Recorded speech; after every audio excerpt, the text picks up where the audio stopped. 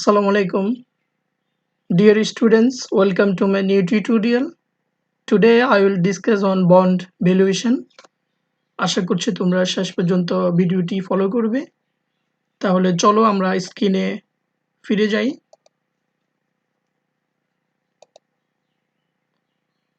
তো bond valuation chapter থেকে আমরা প্রাথমিক আলোচনা করব। এটা আমি কয়েকটা টিউটোরিয়াল তৈরি করব বন্ড নিয়ে।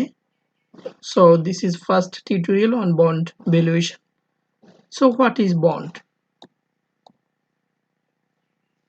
Bond is an instrument for long-term debt financing.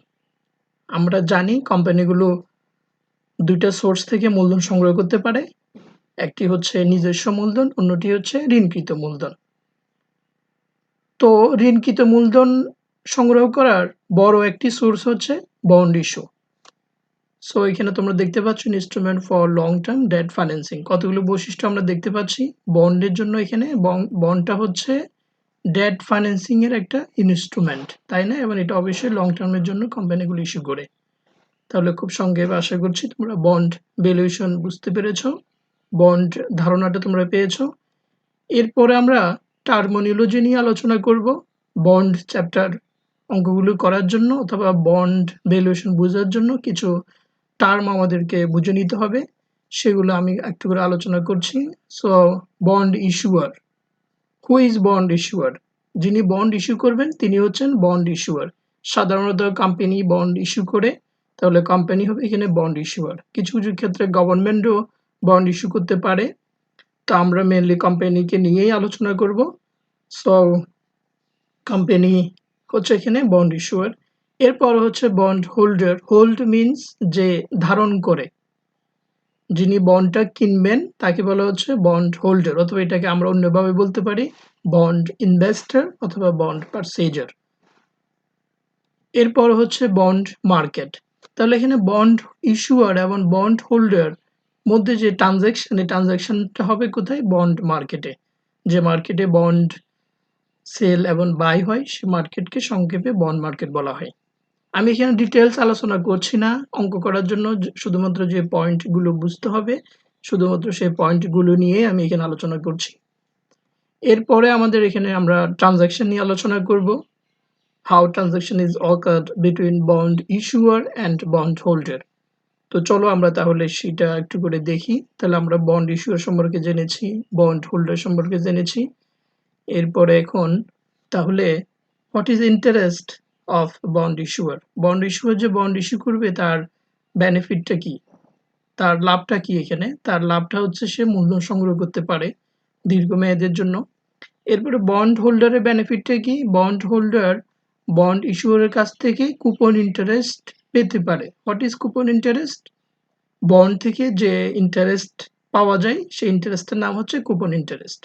Bond হোল্ডারের আরও একটা বেনিফিট আছে, সে বেনিফিটটা হচ্ছে matured value is greater than issue value. ঠিক আছে, হোয়াট ইজ ম্যাচিউরড ভ্যালু? মেয়াদ শেষে বন্ড থেকে যে ভ্যালু পাওয়া যায় সেটা হচ্ছে বন্ডের ম্যাচিউরড ভ্যালু। এরপর হচ্ছে ইস্যু ভ্যালু কোনটা? কোম্পানি যে ভ্যালুতে বন্ড ইস্যু করে। আমরা ভ্যালু নিয়ে পরবর্তী স্লাইডে বিস্তারিত আরও দেখব। তো তাহলে এখানে ম্যাচিউরড ভ্যালু যদি ইস্যু ভ্যালুর তুলনায় বেশি বড় হয় তাহলে এখান থেকে বন্ড হোল্ডারের একটা বেনিফিট থাকে। আচ্ছা, এরপরে হচ্ছে ক্যাপিটাল গেইন। বন্ড হোল্ডার আরও একটা বেনিফিট পেতে পারে, তা হচ্ছে ক্যাপিটাল গেইন নিয়ে। What is capital gain? আমরা জানি কম দামে বন্ড কিনে বেশি দামে যদি বিক্রি করতে পারে তাহলে ক্যাপিটাল গেইন হয়। তো এখানে সেল ক্যাপিটাল গেইন কখন হবে? When sale price is more than purchase price.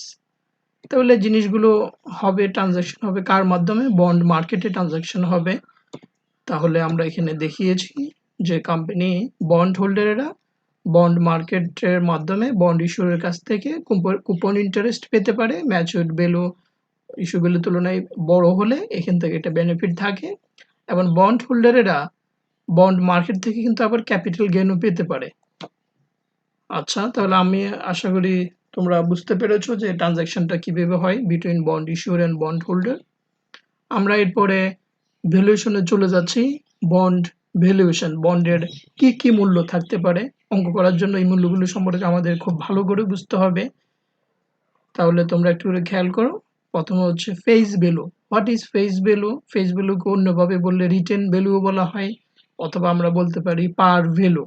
Written value বললে the value which is written in the bond is called bond value. Bond ডকুমেন্টের মধ্যে যে ভ্যালুটা লিখে থাকে সেটা হচ্ছে লিখিত ভ্যালু, অন্যভাবে বললে সেটা হচ্ছে ফেস ভ্যালু। আমরা এর আগে কুপন ইন্টারেস্ট সম্পর্কে জেনেছি, বন্ড থেকে যে হারে ইন্টারেস্ট পাওয়া যায় সে হারটার নাম হচ্ছে কুপন ইন্টারেস্ট। এই কুপন ইন্টারেস্টটা কোন ভ্যালুর উপর চার্জ করা হবে, কোন ভ্যালুর উপর নির্ধারণ করা হবে? ফেস ভ্যালুর উপরে। এরপরে হচ্ছে মার্কেট ভ্যালু। মার্কেট ভ্যালু আমরা নাম থেকে সহজে বুঝতে পারছি, বর্তমান মার্কেটে যে ভ্যালুতে বন্ড ক্রয় বিক্রয় হচ্ছে সে ভ্যালুটাকে আমরা বলছি মার্কেট ভ্যালু। এরপরে হচ্ছে ইন্ট্রিনসিক ভ্যালু। ইন্ট্রিনসিক এর বাংলাটা হচ্ছে অন্তর্নিহিত মূল্য। এটাকে আমরা অন্যভাবে বললে রিয়েল ভ্যালুও বলতে পারি। What is real value? আমরা এটাকে বলতে পারি the present value of future benefit. অর্থাৎ একজন বন্ড ইনভেস্টর ভবিষ্যতে বন্ড থেকে যে বেনিফিট পাবে সেই বেনিফিটের আজকের মূল্য কত, সেটা হচ্ছে ইন্ট্রিনসিক ভ্যালু, অন্যভাবে বললে রিয়েল ভ্যালু। ঠিক আছে, বন্ড থেকে তাহলে ক ধরনের বেনিফিট পাওয়া যায়? বন্ড থেকে পাওয়া যেতে পারে ক্যাপিটাল গেইন, বন্ড থেকে পাওয়া যেতে পারে ম্যাচিউরড ভ্যালু ইস্যু ভ্যালুর তুলনায় বেশি, আবার বন্ড থেকে কুপন ইন্টারেস্টও পাওয়া যায়। এই বেনিফিটগুলো পাওয়া যাবে ইন ফিউচার। তাহলে ভবিষ্যতে যে বেনিফিট পাবো সেটাকে আমরা টাইম ভ্যালু অফ মানি কনসেপ্টের মাধ্যমে আজকের ভ্যালুতে কনভার্ট করে ফেলবো। তাহলে সেই ভ্যালুটার নাম হবে ইন্ট্রিনসিক ভ্যালু। আশা করি তোমরা বুঝতে পেরেছ। অন্যভাবে বলে এটাকে রিয়েল ভ্যালুও বলা হয়। এরপর হচ্ছে ইস্যু ভ্যালু। এটা সহজে বোঝা যাচ্ছে যে ভ্যালুতে কোম্পানিগুলো বন্ড ইস্যু করে, সে ভ্যালুটার নাম হচ্ছে ইস্যু ভ্যালু। এরপর হচ্ছে ম্যাচিউরড ভ্যালু, আমি এর আগে আলোচনা করেছিলাম। তা মেয়াদের শেষে যে ভ্যালুটা কোম্পানি ইনভেস্টরদেরকে ফেরত দিবে সেই ভ্যালুটার নাম হচ্ছে ম্যাচিউরড ভ্যালু। তো আজকে এই পর্যন্তই।